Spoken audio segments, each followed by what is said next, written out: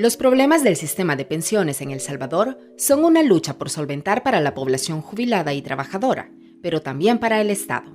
Según la Mesa de Trabajo por una Pensión Digna, las 3 peticiones recurrentes son: mejorar el monto de las pensiones, que las AFP no se lucren excesivamente de quienes cotizan y que desaparezca la desigualdad en los cálculos, es decir, que no haya ciudadanos de primera, segunda y tercera categoría.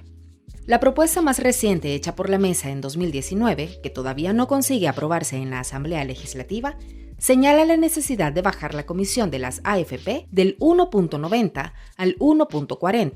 Con esta baja del 0.50%, se podrá inyectar al rubro de los trabajadores más de 68 millones de dólares. También pide mejores instrumentos de inversión, mayor rentabilidad y una modificación en la tabla de cálculo, establecida en el artículo 197 de la Ley del Sistema de Ahorro para Pensiones, la Ley del SAP, que quedaría de la siguiente forma. El 35% por los primeros 10 años y 1% por cada año adicional. El punto es que a los 25 años cotizados, usted tuviera la oportunidad de irse con un mínimo del 65% respecto de su último salario. Y que eso fuese subiendo a medida que usted cotizara más, porque da paso a eso, esa modificación, unido a la baja de la comisión. La Administración Salvadoreña de Administradoras de Fondos de Pensiones, ASAFondos, señala que el principal problema del sistema es que el 70% de la población no está cubierta por los beneficios de la seguridad social, debido a condiciones laborales que le impiden cotizar.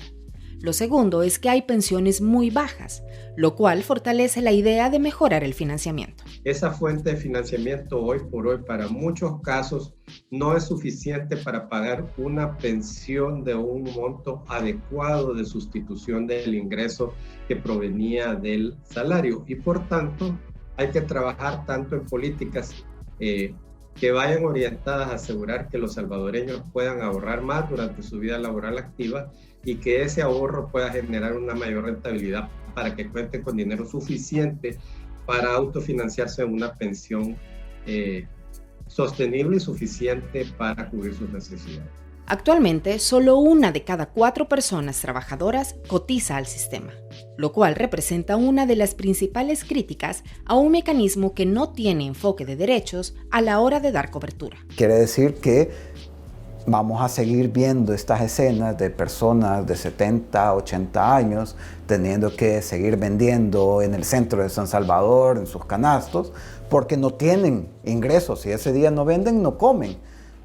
Aunque tengan 60, 70, 80 años y han pasado toda su vida trabajando y van a tener que llegar al final de su vida trabajando.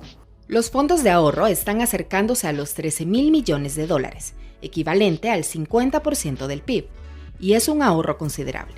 Sin embargo, ASAFondos señala que ese monto podría haber superado los 16.000 millones de dólares si no fuera por las distorsiones que se han incorporado en el régimen de inversiones y que impiden generación de rentabilidad.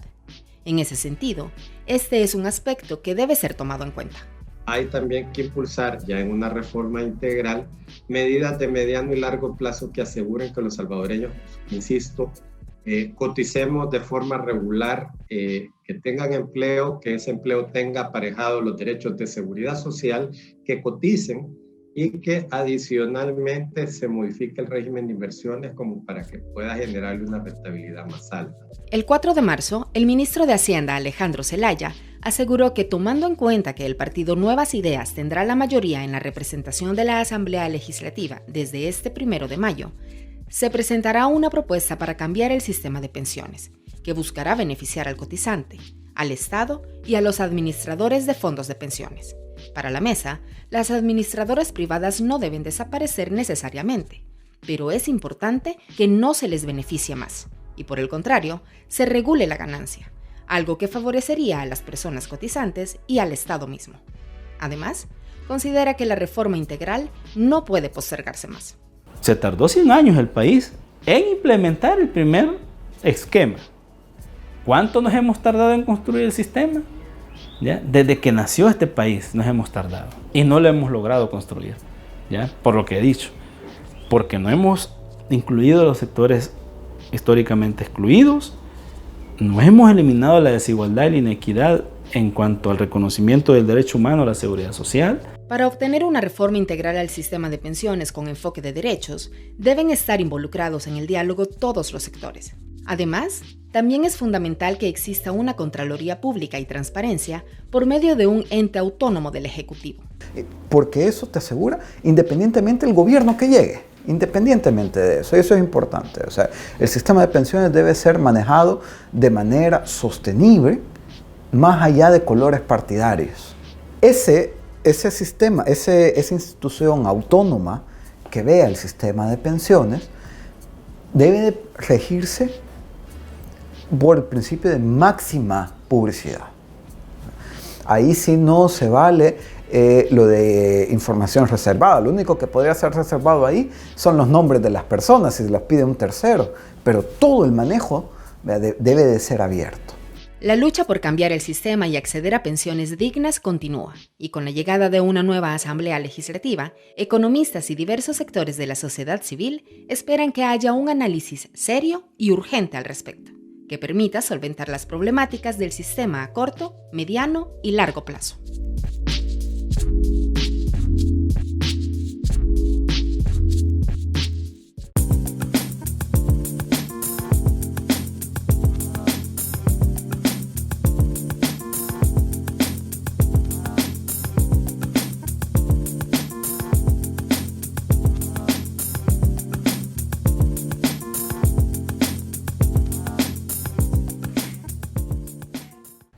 Hola, ya tengo tu pedido listo para enviártelo. Avísame cuando hagas el pago. Claro, te lo pago por acá. ¿Qué? Eso se puede. Así es. Ahora con la tecla de la casita roja en su celular, pase dinero a quien quiera, estando en redes sociales. Y así evita salir de su casa en estos momentos. Abra su cuenta móvil y active la tecla desde la app Davivienda. Este es el valor de estar en casa. Mi casa es El Salvador. Davivienda.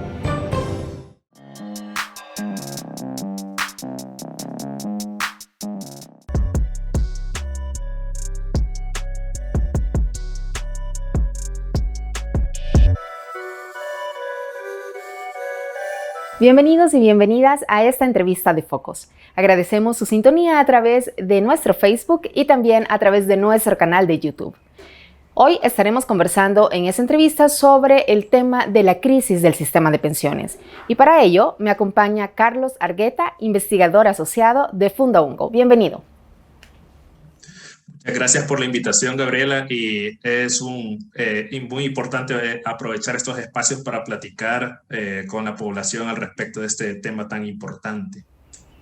Bueno, quiero iniciar con el tema de que economistas y analistas en este tema del sistema de pensiones señalan que hay profundos problemas que no solventan las demandas del sector de jubilados, pero que tampoco resuelven las problemáticas a las que se enfrenta el Estado. En ese sentido, ¿cuáles son para usted las principales dificultades a las que se enfrenta el actual sistema? El sistema de pensiones se caracteriza por tener problemas dimensionales, es decir, hay diferentes aristas que se deben tomar en cuenta, desde el tema fiscal, que tiene que ver con el Estado, pero también el tema de cobertura, beneficios. Con el fin de esquematizar mejor los principales problemas, yo mencionaría 5 elementos. En primer lugar, el sistema de pensiones se caracteriza por una baja cobertura, tanto en la población trabajadora como en la población en edades de retiro. Para el caso de la población trabajadora, solamente el 24% cotiza al sistema de pensiones, es decir, 1 de cada 4 personas. El 76% restante queda al margen del sistema de pensiones con el riesgo de caer en una pobreza severa en la etapa de la vejez. La situación también es muy difícil para el caso de la población adulta mayor. Estamos hablando de la población de 60 años o más. Para este grupo etario, aproximadamente 1 de cada 6, es decir, el 17% aproximadamente, posee una pensión contributiva, es decir, recibe una pensión por parte del sistema de ahorros previsionales. Esto lo que implica nuevamente un importante riesgo para este grupo poblacional. El segundo elemento a destacar como problemática es en el caso de los beneficios, la baja suficiencia de las pensiones. ¿Qué quiere decir esto? Que las pensiones se traducen en bajos montos para la mayoría de la población. Aproximadamente estamos hablando del 30% de tasa de reemplazo. ¿Qué quiere decir este indicador? Que el monto de pensiones con el que una persona se termina jubilando representa en promedio el 30% de su salario.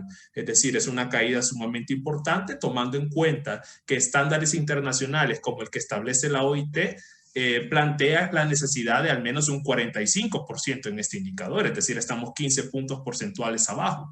El tercer problema tiene que ver con el financiamiento, porque hay muchos vacíos tanto en el corto como en el largo plazo en cuanto a los recursos que necesita el sistema de pensiones para hacer frente a sus obligaciones. Este es el caso, por ejemplo, de cómo la cuenta de garantía solidaria, según una evaluación actuarial realizada por la Superintendencia del Sistema Financiero en 2020, mostraba que para 2027 esta cuenta iba a entrar en un déficit, es decir, el Estado va a tener que entrar en constante interacción para poder hacer frente a estas obligaciones previsionales. Y finalmente, el problema de la administración, que tiene que ver con el debate sobre cuál debería ser el mecanismo de gestión más apropiado, si una administración pública, una administración privada, un sistema mixto o un sistema paralelo. Es decir, aquí hay un constante debate que hay que tomar en cuenta. Y como quinto elemento, es necesario establecer la necesidad de un debate informado y participativo que últimamente, o bueno, históricamente el sistema de pensiones ha carecido de este tipo de espacios. Entonces, en ese sentido, esas serían las 5 grandes problemáticas de nuestro sistema de pensiones. Carlos, ¿cómo influye el hecho de que 1 de cada 4 personas trabajadoras coticen al sistema? Solamente 1 de 4. Además, aunado al tema de la fragilidad en la estructura salarial que tenemos en el país. Sí, la baja cobertura previsional no solamente es responsabilidad exclusiva del sistema de pensiones. Hay que tomar en cuenta que esta baja cobertura está muy relacionada con la fragmentación de nuestro mercado de trabajo, en donde la mayor parte de la población económicamente activa permanece en la informalidad, es decir, al margen de la seguridad social, al margen de contratos y de otros derechos. ¿Cuál es el problema de esto? Que la baja cobertura del sistema de pensiones prácticamente ha estado estancada desde antes de la reforma de 1998. En esta época también rondaba el 23, el 24% de cobertura. ¿Cuál es el riesgo de esto? Que estamos en una etapa de transformación demográfica, es decir, nuestra población está envejeciendo relativamente a mayor velocidad. Como muestra de esto, para el año 2020, 1 de cada 10 personas en El Salvador era una persona adulta mayor, pero para 2050, es decir, 30 años después, este número se va a duplicar. Es decir, 2 de cada 10 personas van a ser personas adultas mayores y esto va a tener implicaciones en donde si la mayoría de personas no cuenta con una pensión, va a caer en un riesgo de pobreza severa y de algunas otras vulnerabilidades en la etapa de la vejez. Desde 1998 no se ha emitido, digamos, este reglamento especial del que se habla, en el cual se incorpore a trabajadores del sector informal y también a trabajadores del sector agrícola. ¿Por qué es necesario que estos sectores sean incluidos?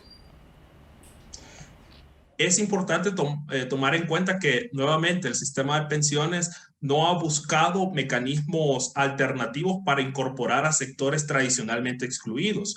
Un importante grupo de personas que han sido excluidas han sido justamente población que trabaja en el sector agrícola, servicios domésticos, en la informalidad. Entonces, el principal problema de esto es que estos grupos poblacionales quedan excluidos del sistema y el debate en torno al sistema de pensiones no se ha concentrado en ellos, únicamente se ha concentrado en este 24-25% que permanece en la formalidad. Entonces, la necesidad de buscar mecanismos innovadores para que el sistema de pensiones pueda incorporar a estos grupos desprotegidos es sumamente necesario ante cualquier posible debate hacia una reforma integral al sistema de pensiones. No podemos plantear una reforma integral si no se atiende el problema de la baja cobertura previsional. Y esto necesariamente implica establecer mecanismos y otros beneficios para que a esta población les sea más fácil acceder al sistema de pensiones. Hablemos un poco de género y también de inequidad. así como está el actual sistema de pensiones, genera que haya mayor protección a personas con mayores ingresos, pero también las mujeres son quienes tienden a reportar pensiones más bajas. En ese sentido, ¿cómo se podría solventar esta desigualdad? Y también me gustaría saber si tú consideras que existe alguna forma de recortar esta brecha de género. En efecto, el sistema de pensiones en El Salvador se caracteriza por tener algo que se llama una paradoja de protección. Originalmente debería ofrecer protección a grupos más desprotegidos, pero en la práctica lo que hace es intensificar las desigualdades que hay tanto en el mercado de trabajo como en muchas otras aristas. Ya bien se ha mencionado el tema de las disparidades y las desigualdades de género. Por ejemplo, ¿qué es lo que ocurre en el sistema de pensiones? Las mujeres ganan menos en el mercado de trabajo, eso lo que hace es que ahorren menos y con una expectativa de vida mucho más larga respecto a la de los hombres, obtienen una pensión mucho menor respecto a ellos. ¿Cuál es el principal problema de esto? Que los ritmos de cotización en el sistema de pensiones actualmente son muy bajos, pero particularmente en las mujeres son más bajas. Según datos de la encuesta longitudinal de protección social y cálculos propios, un hombre tiene en promedio 45% mayor probabilidad de lograr pensionarse respecto a una mujer.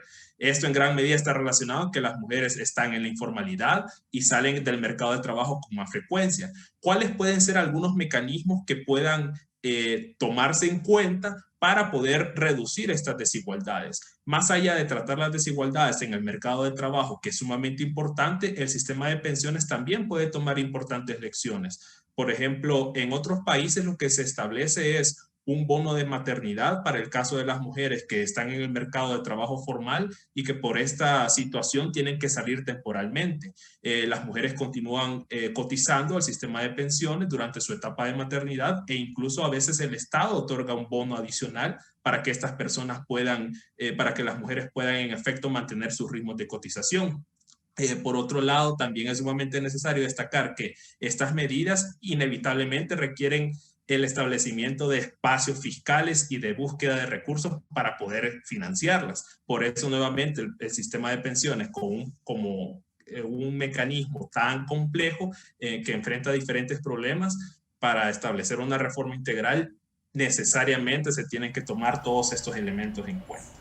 Y en cuanto al tema de que se favorece un poco más a quienes tienen mayores ingresos, ¿cómo se podría trabajar o valorar un equilibrio, por ejemplo, con los demás respecto de los demás trabajadores o jubilados? Lo negativo del sistema de pensiones es que, por ejemplo, la cobertura previsional incrementa a medida se aumenta, las personas pasan a quintiles mayores de nivel de ingresos. Por ejemplo, en el primer quintil, que corresponde a las personas con menores ingresos, la cobertura previsional ronda entre el 2 y el 3%, pero en el quinto, que es el más alto, la cobertura asciende hasta 64-65%. Esto muestra las grandes brechas asociadas a los niveles de ingresos de la población. ¿Cuáles pueden ser algunos mecanismos que permitan reducir esta brecha? En primer lugar, nuestro sistema de pensiones tiene un sesgo contributivo, es decir, únicamente recibe una pensión aquel que contribuye, cuando en la práctica deberían también establecerse pilares de protección que le llaman pilares no contributivos. Esto quiere decir que personas que han quedado excluidas del sistema cuenten al menos con una pensión básica universal.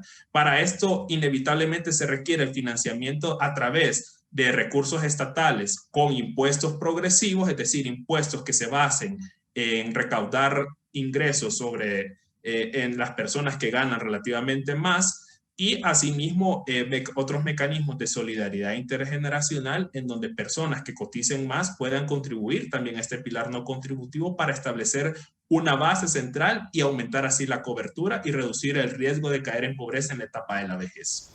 Amor, ya que vivimos tan cerca, ¿me acompañas a pagar unas facturas? Amor, pero si no podemos salir. ¿Ves? Tú nunca me apoyas en nada.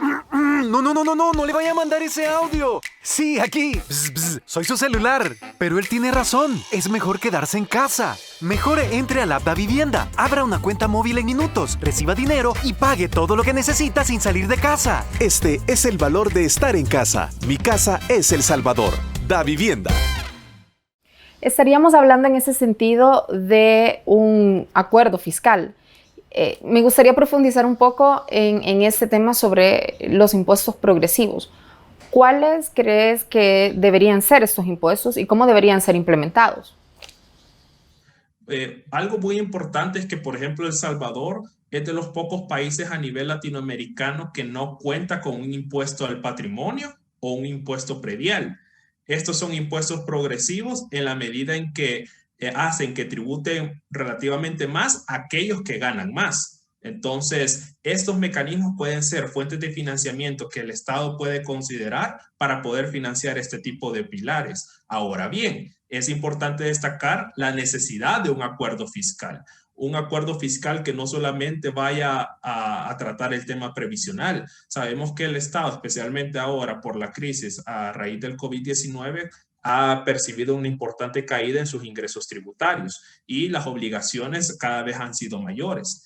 Entonces, en ese sentido, una reforma tributaria y un acuerdo fiscal surgen como temas necesarios para poder replantear el papel del Estado en la intervención, no solamente en el sistema de pensiones, sino también en cualquier otro mecanismo del quehacer público. Sin duda, la sostenibilidad financiera es un tema que incluso preocupa un poco sobre el tema del sistema de pensiones, pero también está este elemento sobre la cobertura. ¿Cómo se relacionan ambos y también por qué suele decirse que riñe el uno con el otro? El debate en torno al sistema de pensiones últimamente se ha concentrado en dos temas, o en el aspecto fiscal, asociado con las presiones que el sistema genera a las finanzas públicas, y en el tema del financiamiento, es decir, que frente a los beneficios y obligaciones que tiene que otorgar el sistema de pensiones, necesariamente se requieren fuentes de financiamiento para este. ¿Cuál es el problema de posicionar el debate exclusivamente en esas aristas? Que ha quedado en una segunda instancia el tema de la cobertura, cuando en la práctica hay muchos vacíos que muestran que este ha sido un tema poco prioritario. Por ejemplo, la reforma de 2017 establece la creación de una base de datos únicas entre el régimen de salud y el régimen previsional con el fin de recortar brechas entre estos dos regímenes. Actualmente, por ejemplo, hay más de 110,000 trabajadores y trabajadoras que cotizan al sistema de salud, pero no lo hacen al sistema de pensiones, cuando la ley establece que deberían hacerlo a ambos. Entonces, esto de alguna forma impacta en los niveles de cobertura.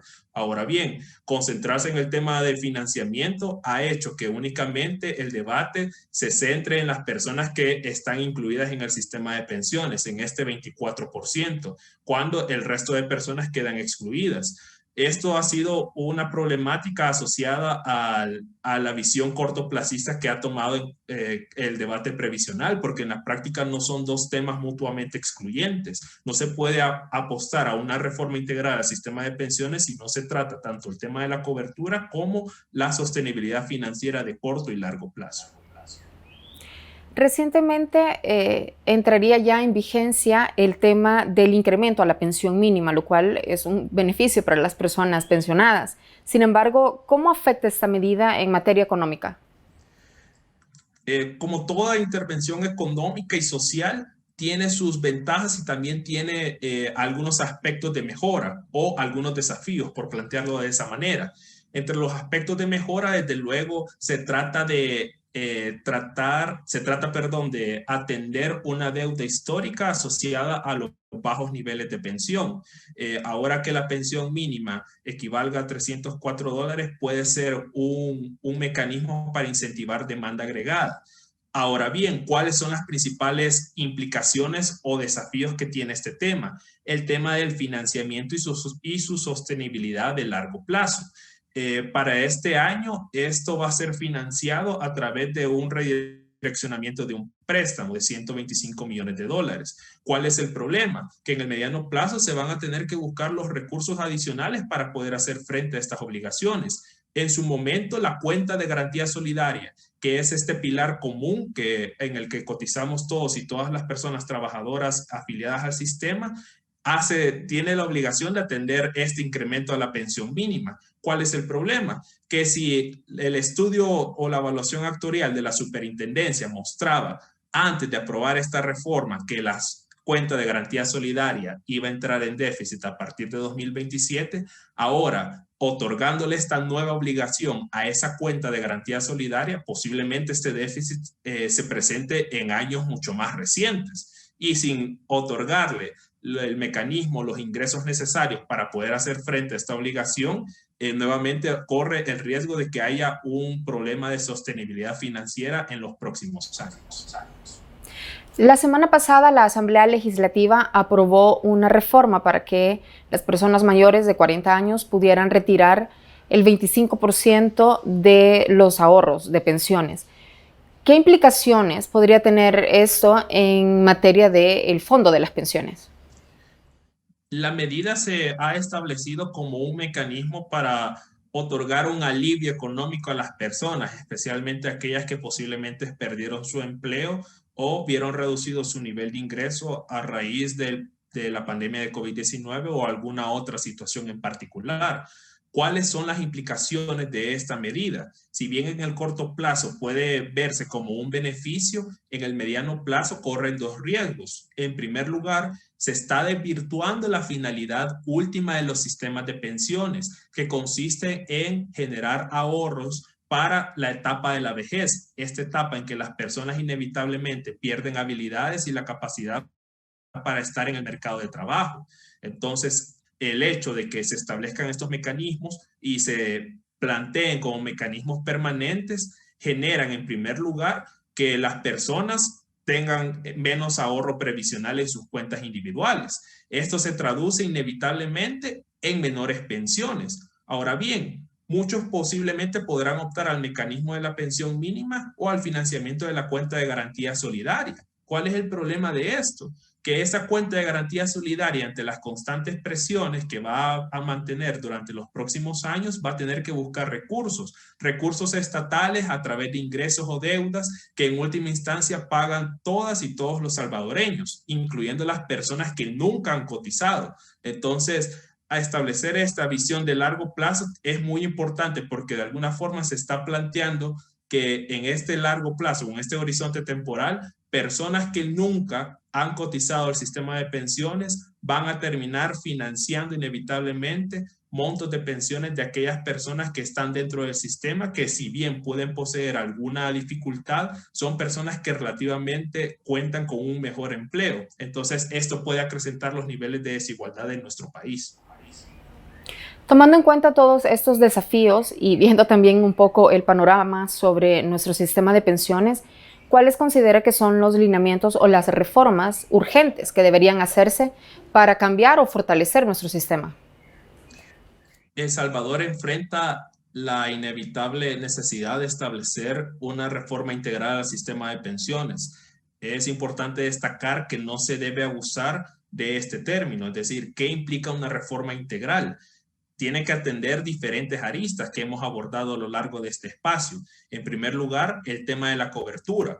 En el caso del corto plazo es necesario agilizar los mecanismos para la implementación de la base de datos únicas para recortar esa brecha entre trabajadores que cotizan al régimen de salud y no así al sistema de pensiones.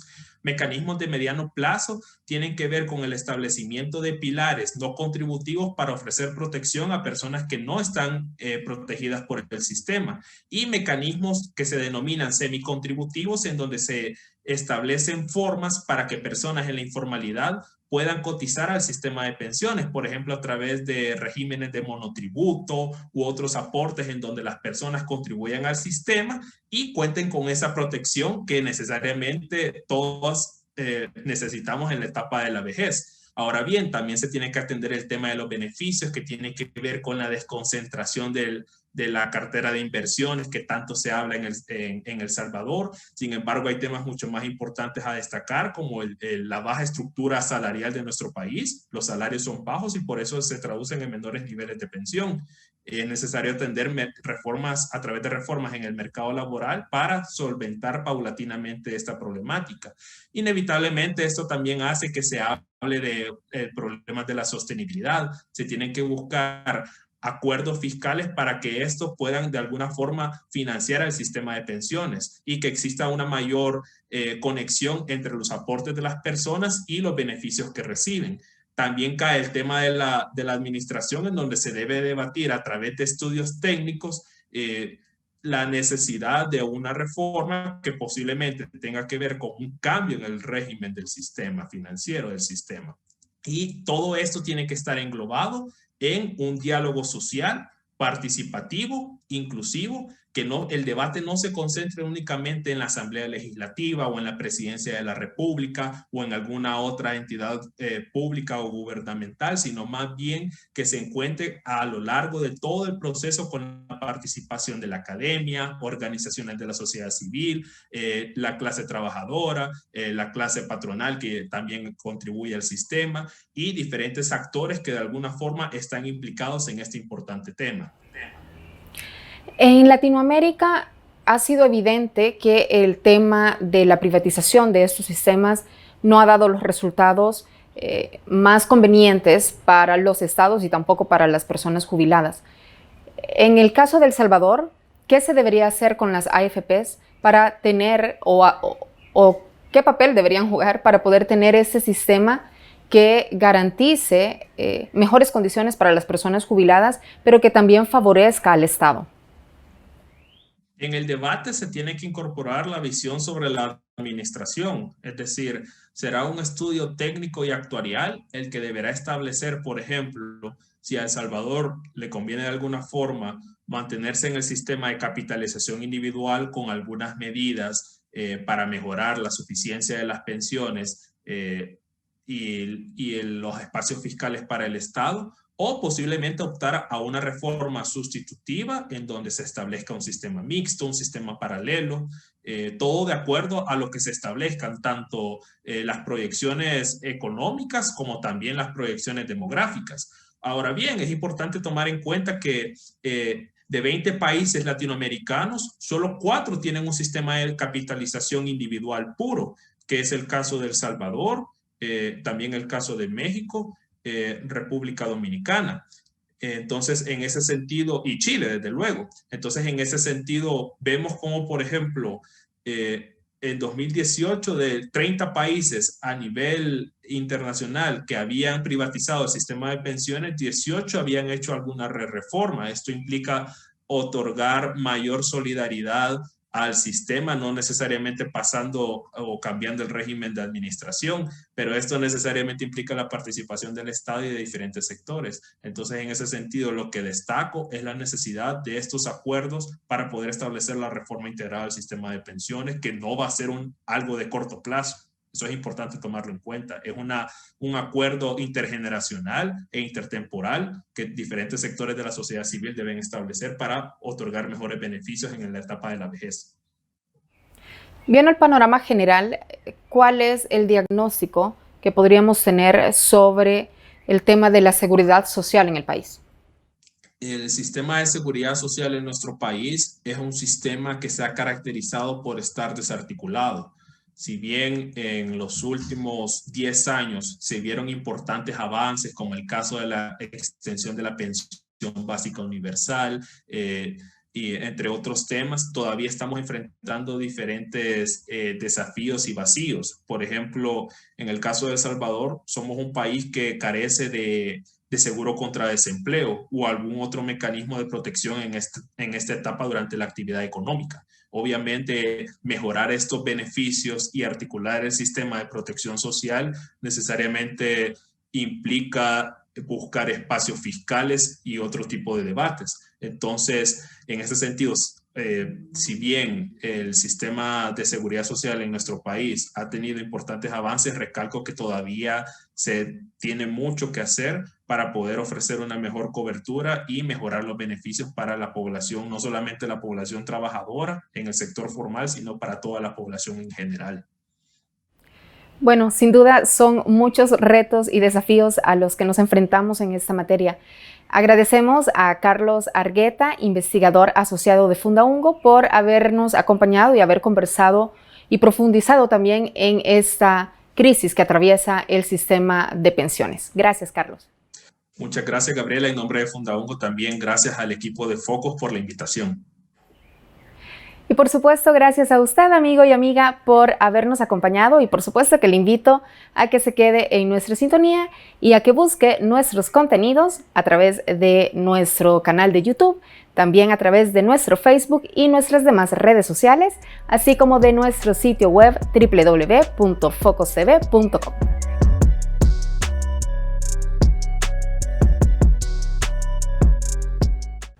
Hola, ya tengo tu pedido listo para enviártelo. Avísame cuando hagas el pago. Claro, te lo pago por acá. ¿Qué? Eso se puede. Así es. Ahora con la tecla de la casita roja en su celular, pase dinero a quien quiera, estando en redes sociales. Y así evita salir de su casa en estos momentos. Abra su cuenta móvil y active la tecla desde la app Davivienda. Este es el valor de estar en casa. Mi casa es El Salvador. Davivienda. La igualdad entre mujeres y hombres es uno de los objetivos de la Unión Europea. Es una cuestión de derechos humanos y justicia social. Las mujeres y las niñas siguen sufriendo desigualdades y discriminación. Cerrar estas brechas, cambiar las costumbres y estereotipos y abrir mayores oportunidades para las mujeres traerá más desarrollo a sus comunidades, a la sociedad y al mundo. Necesitamos un cambio y el momento es ahora.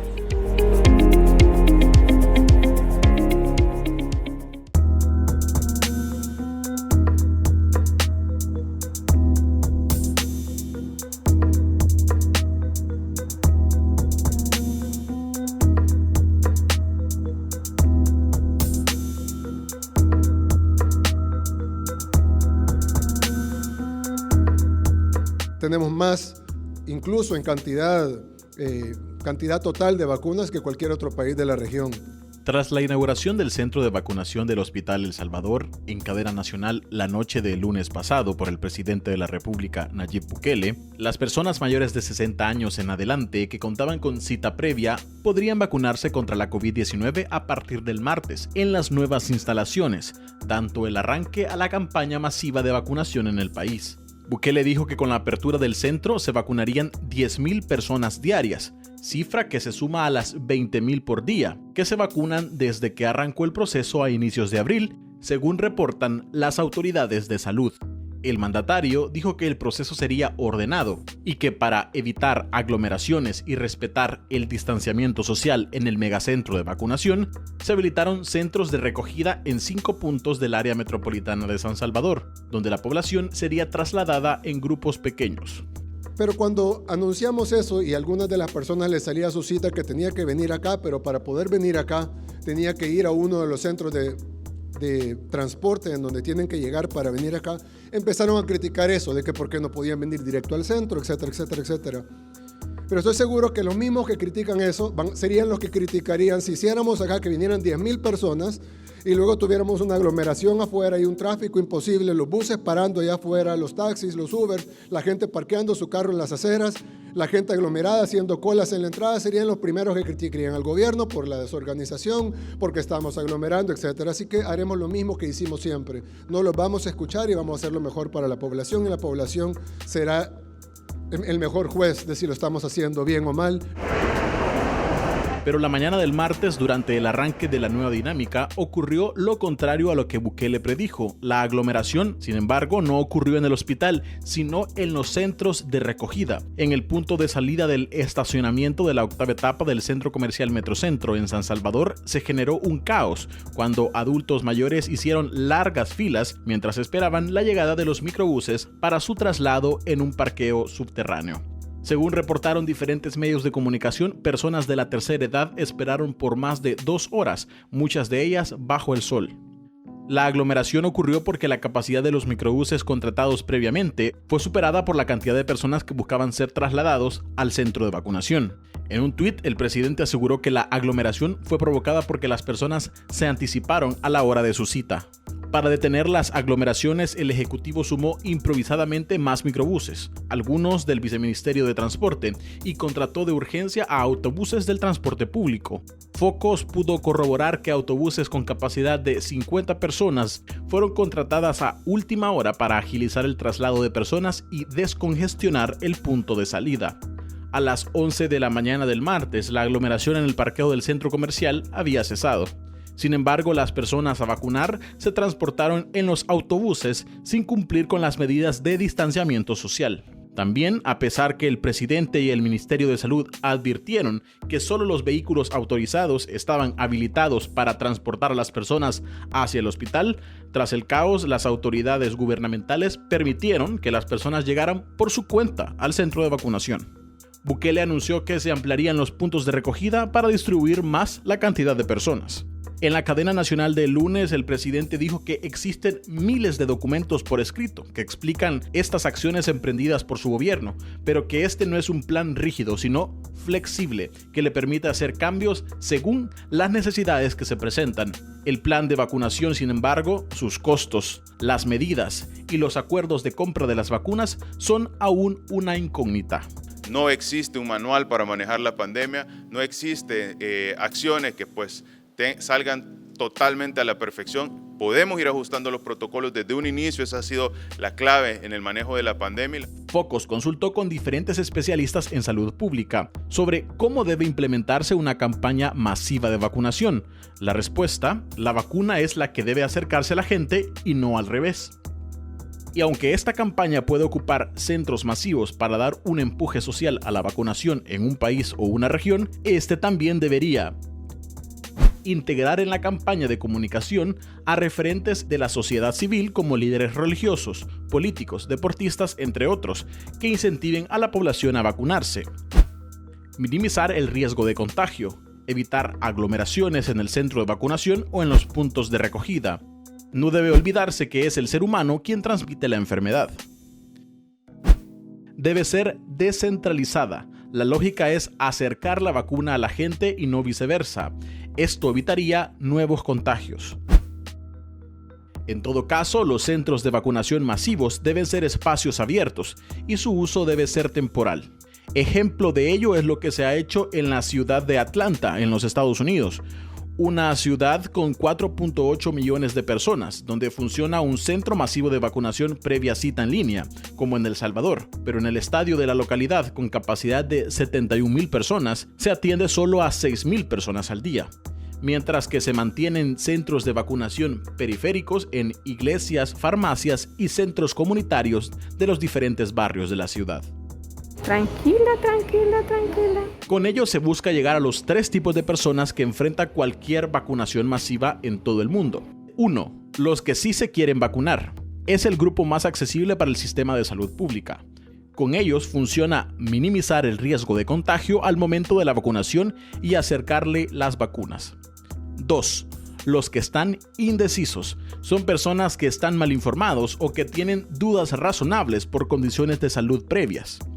Con ellos hay que diseñar campañas con mensajes claros, no mensajes científicos, que respondan a sus dudas puntuales. Este grupo cree más en personas cercanas, por lo que es importante apoyarse en actores sociales que les brinden la confianza en la vacuna, minimizar el riesgo de contagio en el proceso de vacunación y acercarles el servicio. El tercer grupo es el más difícil, son los que no se quieren vacunar. Su negativa a la vacuna no solo es por mala información, sino porque creen que resistirse a ella es lo correcto. Con este grupo es necesario acercarse a ellos, escucharlos y comprender el porqué de su decisión.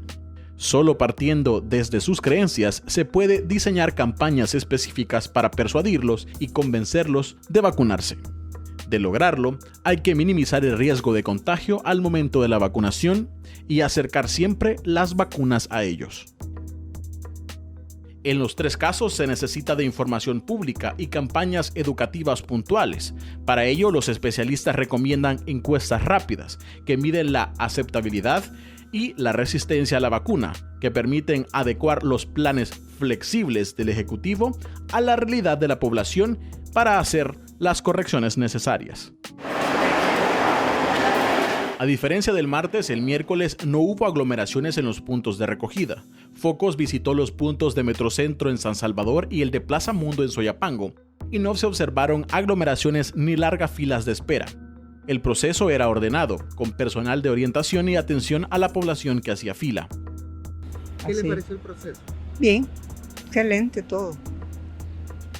¿Dolor, algo? No, para nada, ni dolor, ni el pullón, ni nada, no, ningún síntoma hasta ahorita.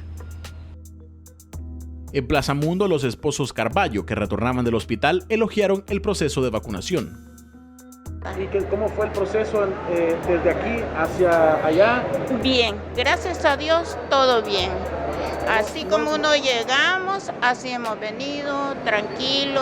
Yo le doy gracias a Dios que tienen buenos motoristas, todos bien educados. ¿No venían muy aglomerados en el día? No, todos a larga distancia, ¿verdad? Como es grandísimo, se ve que no está aquello saturado, sino que todo está rápido y lo atienden a uno bien, que no se siente el pinchón. Luego que llegamos, pues no nos entretuvimos tanto, fue rápido, nos encaminaron así hasta donde nos atendieron y luego nos vacunaron. El proceso nos duró 7 minutos, posteriormente 15 minutos de observación para despacharnos. Eso fue todo. ¿Y la segunda dosis en mayo? La segunda dosis la tenemos para el 12 de mayo a la 1 de la tarde. El miércoles, el ministro de Salud, Francisco Alaví, calificó de un éxito el primer día de vacunación, porque se vacunaron 46,000 personas, a pesar de un arranque caótico. Definitivamente es uno de los puntos que identificamos, uno de los puntos que estamos solventando, ajustando los protocolos, recomendándole a la población lo necesario para que esto no pueda suceder. Alaví mencionó que la población meta a vacunar son 4.5 millones de salvadoreños, cerca del 70% del censo nacional. La punta de lanza de todo plan es mostrar la funcionalidad del megacentro de vacunación del Hospital El Salvador, aunque se siguen ocupando los 162 centros periféricos que funcionan desde inicios de abril. De esta forma, sin conocer el plan de vacunación catalogado como información reservada por el Ministerio de Salud, la apuesta del Ejecutivo parece ser ganar en la carrera regional por vacunar más personas en el país.